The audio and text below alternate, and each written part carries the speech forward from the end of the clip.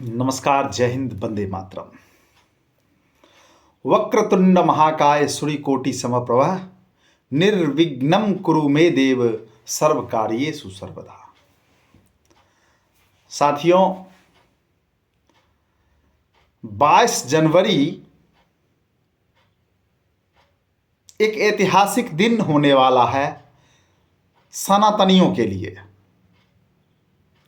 और वास्तविकता भी सही है, चूँकि 22 जनवरी को भगवान मर्यादा पुरुषोत्तम को एक शानदार, बहुत ही मनमोहक, आकर्षक जो उनका मंदिर होना चाहिए, उसमें उनकी जो है प्राण प्रतिष्ठा होगा, उनका अनावरण होगा। और यह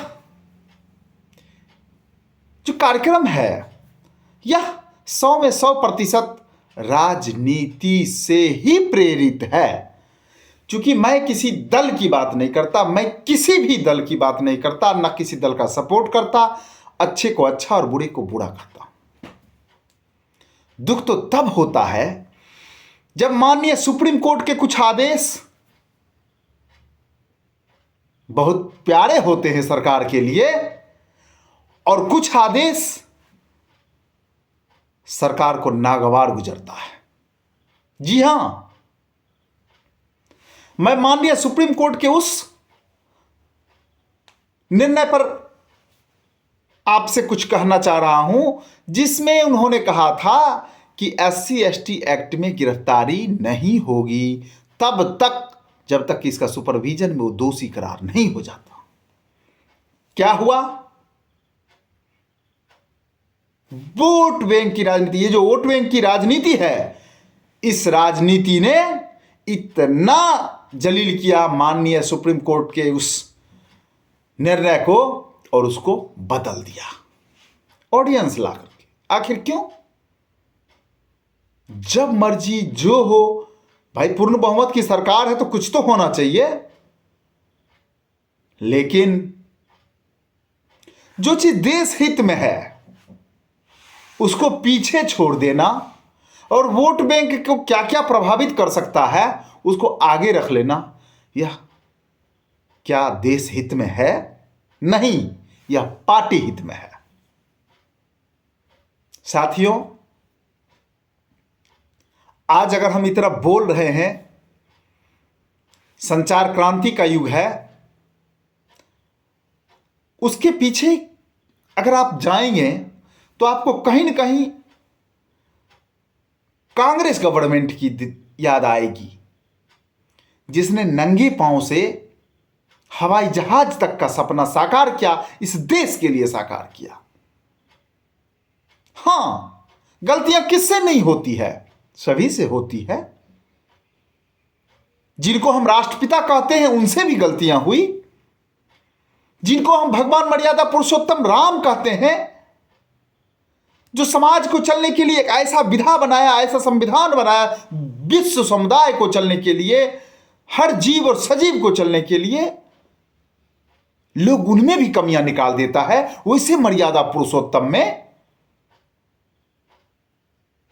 तो फिर हम और आप किस खेत की मूली? मैं कहना चाह रहा हूं कि भगवान के मंदिर का निर्माण पूर्ण नहीं हुआ है, ये तय है, नहीं हुआ है। लेकिन भगवान रामलला का वहां पे विराजमान होना हम लोगों के लिए जरूर गौरव का क्षण है, हम लोगों के लिए जरूर ऐतिहासिक क्षण है, इस देश के लिए ऐतिहासिक क्षण है। क्योंकि मुगल शासन काल में जब बाबरी मस्जिद वहां पर बना दिया गया, जो भगवान रामलला का जन्म स्थान है, उसको खत्म करके, उसको वहां से विनष्ट करके और मस्जिद का निर्माण किया। तत्पश्चात ही तो 6 दिसंबर को उग्र कारसेवकों ने 92 में उस मस्जिद को नस्त नाबूद कर दिया। यह कहीं से कोई गलत नहीं है। आप अगर भारत की सभ्यता संस्कृति में जाके देखेंगे तो मुगल शासक ने इतनी बर्बरता की हमारे देश में, इतनी बर्बरता की जिसका कोई हद नहीं है।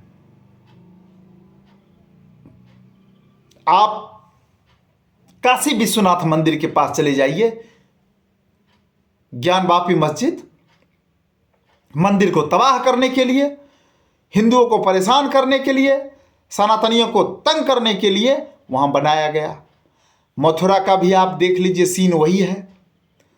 मैं तो बहुत गौर से देखा था कुतुब मीनार के पास, वहां भी सीन कुछ ऐसा ही लग रहा है कि वहां भी जरूर, चूंकि वहां भी पिलर में अभी भी सिक्कर और घंटी का चिन्ह बहुत है। तो ऐसे कई जगह, चूंकि मुगल शासक ने हमारे सत्य सनातन पर जो प्रहार किया, वह प्रहार हम लोग अभी तक भूल नहीं पा रहे हैं। आज विश्व के बहुत बड़े बड़े विद्वान हमारे देश के चारों शंकराचार्यों का मत है कि यह भगवान का जो अनावरण हो रहा है इस मंदिर का, यह विधि सम्मत, शास्त्र सम्मत, धर्म सम्मत अभी नहीं है, अनुकूल नहीं है।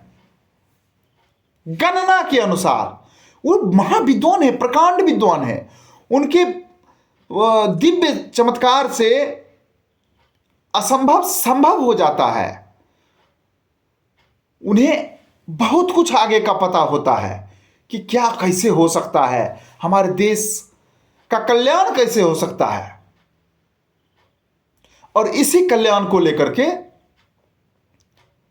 सभी शंकराचार्यों ने कहा है कि देखिए, अगर वोट बैंक की राजनीति नहीं होती, अगर चुनाव मई जून में नहीं होता, तो इस मंदिर का अनावरण मंदिर निर्माण के बाद होता। मैं वोट बैंक की बात करता हूं, ये सर्जिकल स्ट्राइक की तरह, ये एक सनातन पे भी एक वन टाइप का एक स्ट्राइक ही कहा जाए कि वोट बैंक कैसे हासिल करना है। भारत के तो लोग ऐसे हैं, जो गरीब हैं वो दिन प्रतिदिन गरीब होते जा रहे हैं, और जो अमीर हैं वो दिन प्रतिदिन अमीर होते जा रहे हैं, और मध्यम वर्गीय लोग पिसते जा रहे हैं, पिसते जा रहे हैं। नहीं तो आप कई आंदोलन देख सकते हैं, जिस ऊर्जा से हमारे युवाओं ने माननीय मोदी जी को दोबारा सत्ता में बिठाया, जिस सोच से अपने भविष्य को देखने के लिए, अपने अच्छे दिन को देखने के लिए एनडीए 2 सत्ता में आई। बेशक पूर्ण बहुमत की सरकार है, लेकिन आम जनमानस के हित की बात या वोट बैंक की बात, शायद दोनों पैरेलल चल रहा है। वो 5 किलो अनाज हो या किसानों को 6,000 रुपये का जो अनुदान है, कहां से कहां चला जा रहा है देश।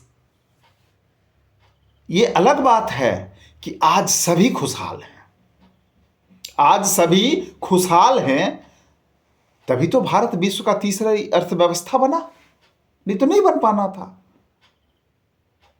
तो मैं कहना चाहूंगा कि जो शास्त्र सम्मत है, जो विधि सम्मत है, आपने घोषणा कर दिया है तो वो तो होना ही होना है। 22 जनवरी को दिवाली मनना ही मनना है। हमने तो थाली भी बजाया था, हमने ताली भी बजाया था, हमने दीप भी जलाए थे कोरोना भगाने के लिए, तो फिर दीप जला लेंगे, इसमें क्या है। अरे आदेश के गुलाम है भाई, आदेश तो पालन करना है। लेकिन अगर हमारे चारों पीठाधीश्वर जगत गुरु शंकराचार्य ने इस चीज को कहा है कि यह विधि सम्मत नहीं प्रतीत होता है, यह देश हित में नहीं हो सकता है, तो इस पे विचार करना चाहिए था सरकार को। ये जल्दीबाजी है, मंदिर निर्माण के पूर्व ही इस ढंग के कार्य को मूर्त रूप देना कहीं न कहीं जल्दीबाजी है। मैं इसमें कहीं कोई टीका टिप्पणी नहीं करना चाहता, लेकिन आम जनमानस को ये बताना चाहता हूं कि अपने वोट बैंक को इतने पे गिरवी नहीं रख देना। प्लीज गिरवी रखने की बात नहीं करना। आगे बहुत मौका मिलेगा, बहुत कुछ आगे सामने आएंगे, बहुत कुछ पता चलेगा। लेकिन फिलहाल इतना ही कि जगत गुरु शंकराचार्य जितने भी हैं उन्होंने क्या कहा, उनकी बातों को शास्त्रगत, विधि सम्मत, धर्म सम्मत बातों को दरकिनार करते हुए यह काम किया जा रहा है। लेकिन हमारे आराध्य भगवान राम हैं जो आज तक टेंट में और जैसे भी उपेक्षित थे बेचारे, हमारे आराध्य हैं। अभी उनको एक भव्य अनुपम जो मंदिर है उनमें विराजमान किया जाएगा। यह सभी के लिए, सत्य सनातन के लिए, भारत के इतिहास के लिए गर्व की बात है। लेकिन बात वही है कि विधि सम्मत और धर्म सम्मत, न्याय संगत नहीं प्रतीत होता, जैसा कि हमारे विद्वान, जैसा कि हमारे धर्मानुरागी आदरणीय जगत गुरु शंकराचार्य जी ने कहा है। जो होना है सरकार तो वही करेगी, क्योंकि यह सरकार किसी की सुनती नहीं है और न सुनेगी तो जनता के आहट की। जनता ही सब कुछ है, जनता ही इनको बताएगी कि आखिर धर्म भी क्या चीज़ है, कैसे क्या होना चाहिए और नहीं होना चाहिए। यह टोटली वोट बैंक की राजनीति है, नहीं तो मंदिर पूर्ण नहीं हुआ था, अभी नहीं होना चाहिए था ये कार्यक्रम। जय हिंद, जय भारत, जय श्री राम।